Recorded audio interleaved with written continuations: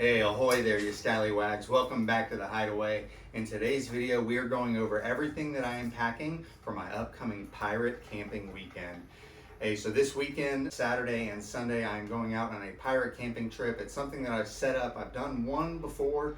It ended up being just my brother and I because the weather kind of didn't cooperate, so some of the people weren't able to make it out. Weather looks a little better this weekend, so we should have about 5 to 6 people out. So everything isn't going to be period appropriate, but we are going to try to make it as period appropriate as possible, really get those pirate vibes to come across. That's really the point of the weekend, is just go out, have a good time, have some fun. We're going to be in pirate garb. I'm going to show you everything in this video that we're going to bring with us to help set the atmosphere for that pirate camping weekend. All right, so the first thing that I have is the wool blanket. Now, it is forecasted to be in the low 70s, so I shouldn't need this too much, but it's going to help really if I just want to have some padding, something underneath me to make the hammock a little more comfortable. So that's kind of the plan. But first thing I'm going to pack is the wool blanket, and I'm going to put this in the bottom of the chest just to have a little bit of padding for some of the other items that we are going to be taking with us. All right, then after that, I'm going to pack one of the heavier items we have. We have the cast iron cooking pot. This is what we're going to make the lobscouse in. We're going to cook that over the fire, but I want to make sure to use up all available space when packing.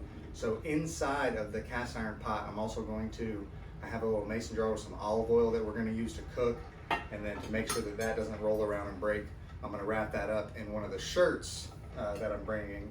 And fortunately, there's a little bit of grease and stuff inside of the pot, but that's going to add some perfect weathering to my garb shirt for later on. Just something I think about. Anytime you can add some weathering to your garb is a good thing. So that is what's going in next.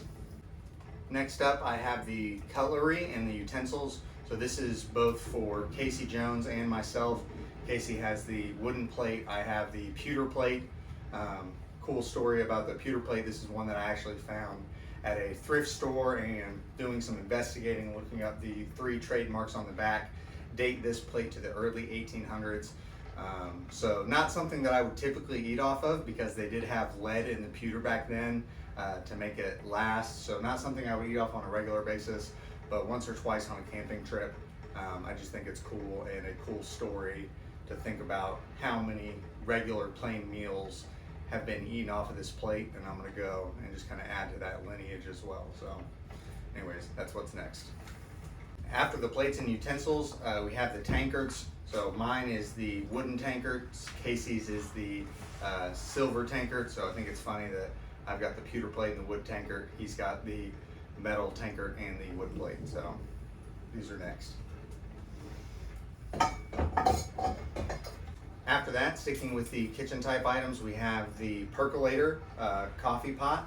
So this is what we're going to use to make our coffee in the mornings, and heck, probably even in the afternoons. We're going to use the percolator, so we're going to be able to make coffee out there, and then a little wooden wine chalice just to have some spirits out of while we're out there.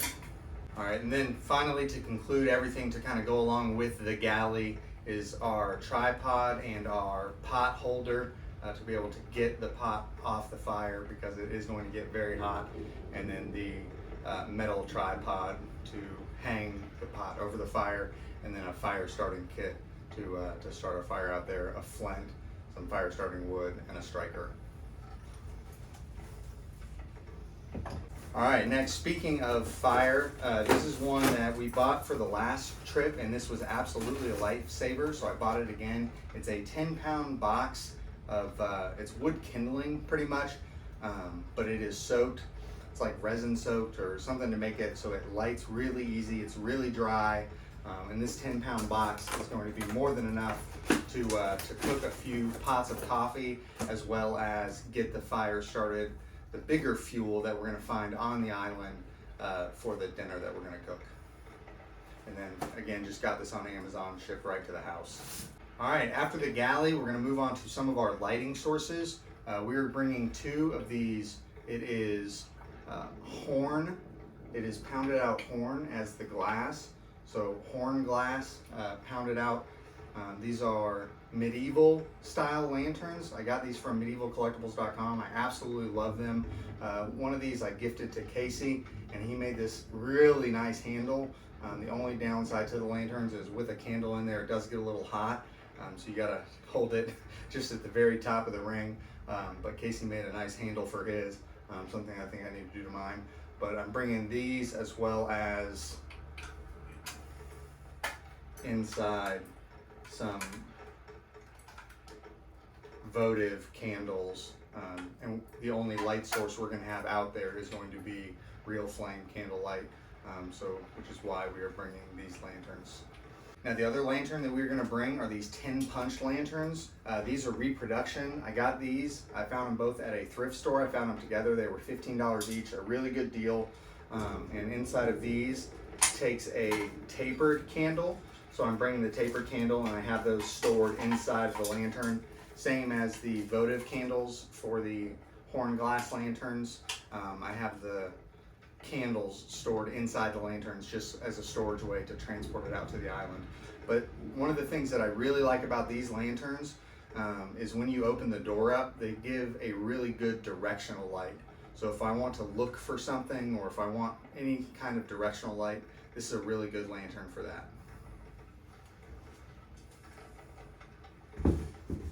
All right, so the next thing I'm gonna pack is my additional garb. So I'm gonna wear full garb out there, and I'm gonna bring one additional set. Now I know we're only going for essentially a day.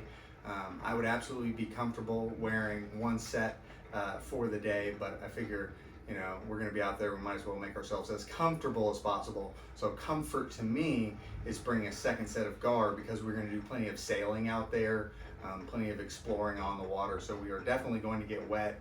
And then rather than dry my clothes by the fire, I'm going to go ahead and bring a second set, and then I'm going to stuff this down in the chest, kind of around some of those things that are more fragile, just to make sure that they don't shift in the chest. All right, and to go along with my garb, I am also going to pack my boots. Now these boots I got off of Amazon. They are pleather. I have worn them probably 5 or 6 times. I don't wear boots a lot in character. And mainly that's because, you know, I'm playing a Caribbean pirate, and most of the time to be barefoot was absolutely period appropriate, so I don't wear boots a lot. And when I get boots, I would like to invest in some nice ones, but for the time being, these absolutely get the job done. One of the reasons I'm bringing these is because if we want to explore on the island, I am going to want to keep my feet protected, so that's what's coming next. All right, next up is my greatcoat. I know this is something that a lot of you have not seen me in. It's something that I don't wear a lot, just because, again, my character, I'm in the Caribbean a lot. I'm actually in Florida, so wearing a greatcoat isn't something that necessarily makes sense all the time with the weather, but I do have one, and I'm going to be bringing it. And the reason, the thing that I'm going to use it for, probably more likely than not, is if I have that wool blanket on the bottom of my hammock. This is what I'm actually going to use as a blanket when sleeping out at night. It's just draping this over me in the form of a blanket. Absolutely something that a sailor or a pirate would have done back in that time. All right, I went to put it away, and then I thought about it. I do want to talk about this greatcoat a little bit. So I got this from medievalcollectibles.com. I got it on sale, actually. It was $60 for a canvas greatcoat, which is a great deal. The only thing that I have noticed with this is the buttons are easy to come off, but I don't mind that at all, because I've actually taken the opportunity where I have a button to replace it with my own button, which again, I think just makes it look a little more weathered, a little more worn in, a little more personalized. But yeah, so love this greatcoat. All right, so now we're gonna get into a little bit more of the working stuff of the camp, and that is the rope. So we're gonna bring a few different kinds of rope. Some of these we already know what we're going to need rope for. Some of it is you don't know what you're going to need rope for, so it's good just to have some rope. But the first one, I just have some black nylon. This is what I use to hang my hammock up. Also have 100 feet of the 3/4 inch hemp rope. Again, this is going to be used in the hanging hammocks, is going to be used to hang up canvas tents. There's going to be a lot of uses for this, but yeah. So bringing 100 feet of this. And then good old trusty 550 cord, bringing about 100 feet of black 550 cord and 1,000 different uses for this. So I just spoke with the council, talked with Casey, and we are not going to bring the 550 cord because we have, Casey brought some bank line with him. So we have bank line. This is what we're going to use. This is just tarred line, period appropriate. This is what we're going to use for our, we need a little bit of line here and there. To go along with rope and other camp tools, we have our hatchets and a new addition, and bring in a saw, so a little hand saw. Again, absolutely something. I tried to look up some images of these from the time period. I couldn't find anything, but what I did find was some bone saws of the time, and those were really ornate, absolutely fancy. It's like a hacksaw for amputees. So if they could fashion those fancy ornate bone saws, this is absolutely something that could have been crafted, just a wooden handle and a sawtooth end. So for sleeping arrangements, bringing a canvas hammock. I know Casey is as well. So we're gonna bring canvas hammocks and sling those up in between the trees. Just a really simple, easy way to get some sleep, to get some rest, to just kind of hang out. Hammock is one of my favorite places to hang out in the camp when we got nothing going on. All right, so this is, we'll call it a little intermission.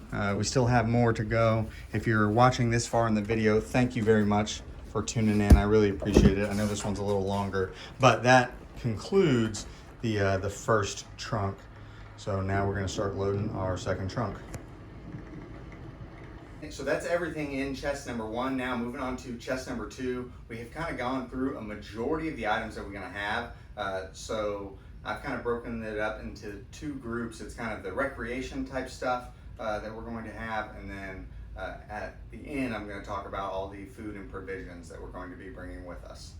So this is kind of the last of the camp gear, and there just wasn't room for it in the first chest. These are 2 tarps. They are 6 by 8 feet in dark brown canvas, and these are going to serve to help keep the rain off of our heads. We're going to build some simple A-frames while we're out there, some lean-tos with these, just to keep us dry in the event of any foul weather. All right, so if all goes well, we're going to have some downtime like any good sailors do. And one of the things I plan on bringing out with me and the way I plan on spending some of my downtime is I have this belang pen.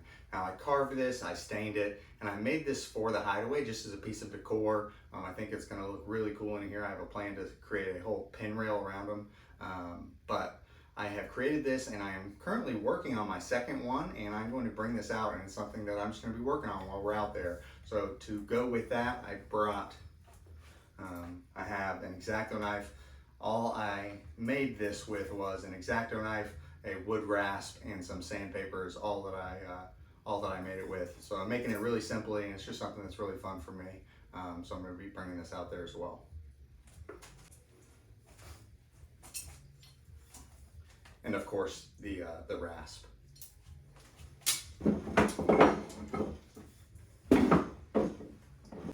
So I'm also bringing out, Casey is working on his belay pen, so I'm going to be bringing that out as well. And then one of the other things I'm bringing out is I have my bracelet making kit. So this is all full of beads, threads, clasps, all sorts of stuff like that. Because all these bracelets that you see me wearing in the videos and in the photos, I make those all by hand. So I'm going to bring out my bracelet making kit just because that'll be something fun to do out there. All right, the other thing I'm bringing out, just so we have something to do in our downtime, is I'm bringing out Pirate Roulette. Now, I am absolutely going to film an entire video on Pirate Roulette, kind of going over the rules and everything of the game. So I'll go over that in another video, but that's something I'm bringing out just because it'll be fun to do.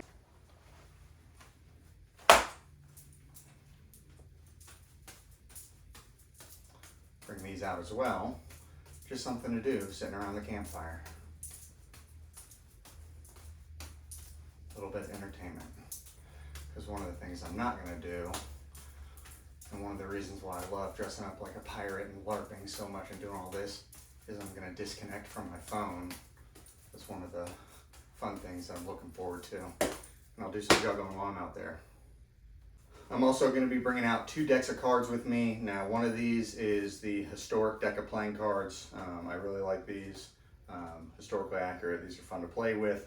But I am also bringing out my Peter McKinnon Pirates Legacy deck from Theory 11, just because these things are absolutely awesome. So bringing out 2 decks of cards along with some coins, just so we can do some betting. All right, and then wrapping up kind of the leisure activities or the things that I plan on doing out there, just kind of get the most out of this weekend and make it the most fun for me, is I am bringing my logbook. So I keep this in the hideaway. This is where I log all time spent within the hideaway. It's just a fun, creative project, something that I've been doing to kind of log the history of this room, kind of how I've created it, things I've done. So this camping trip is something that's absolutely going to go in the logbook. Therefore, it's something I'm going to be bringing with me. Now, the other thing I'm going to be bringing with me, again, if I'm fortunate enough to have enough time to get some reading done, I'm going to be bringing out No Pray, No Pay. I actually was gifted this by Asher Storm, the author. Him and I met through a mutual contact, and he was fortunate enough to give this, so I have just started reading this. I'm looking forward to bringing it out as well.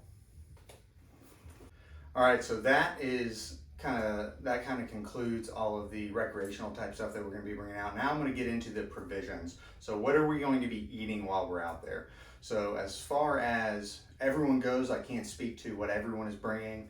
It's provide your own food, but what I'm providing for myself and what Casey's bringing is period appropriate, and we're going to go over that right now. All right, so the only thing that is not period appropriate is I am bringing some beef broth. I am going to be making lobscouse. And beef broth is something that they wouldn't have had back then, or they would have had it, but they would have made it themselves. I did take the easy route and bought 4 boxes of this from Publix. So we are bringing some beef broth with us. Now, to go with the beef broth and to make the lobscouse, we have potatoes. We also have some carrots that we're going to be bringing with us, but the carrots currently are in the freezer because carrots should be refrigerated or frozen prior to use. So right now they are in the freezer. We're going to bring them out tomorrow, and throughout the course of the day they're going to thaw out until it's time to cook with them at night. They'll be ready to cook and ready to eat. And the same is true with the beef. The beef is frozen. I already cubed it up, had it cubed up at Publix. If you watch that video, you see that I already got it cubed up, and all we're going to add to that is some seasonings. Speaking of seasonings, this is how I am packaging the seasonings and bringing them out. It is salt, pepper, some garlic powder, onion powder, some oregano, things like that. Now, is spices something that everybody would have had back in the day? No, if you were serving in the King's Navy, you were eating your salted beef and ship's biscuits plain. But because we are pirates, we absolutely would have been fortunate enough to come across spices and be wealthy enough to have those. So those are the spices we're bringing with us. And then to add to that, obviously I'm going to have the olive oil, but the olive oil is already packed and in the cast iron cookware. I thought I wasn't going to be able to show you everything, but I realized I can show you the ship's biscuits. So I'm making these as well. This is what's going to go in the lobscouse. It's going to be ship's biscuits, beef broth, seasoning, potatoes, and carrots. But the ship's biscuits cook for about 6 or 7 hours. So they're cooking right now, but we're going to bring these out as well. All right, so in addition to the meals, we are going to have snacks throughout. So for snacks, we kept it really simple, just some apples and oranges, some fresh fruit, oranges to keep away the scurvy, and the apples because they are absolutely delicious. And then don't worry, it's not wine, but we did drink through the wine that we needed to be able to have the bottles because we are bringing out bottled water. We'll be bringing out 5 of these to be our water for a day and a half. All right, hey, so that is everything we are bringing with us on the pirate camping trip. If you have enjoyed this video and want to see another, please stick around, watch through the channel, and as always, thanks again for joining me in the hideaway, and I will catch you in the next video.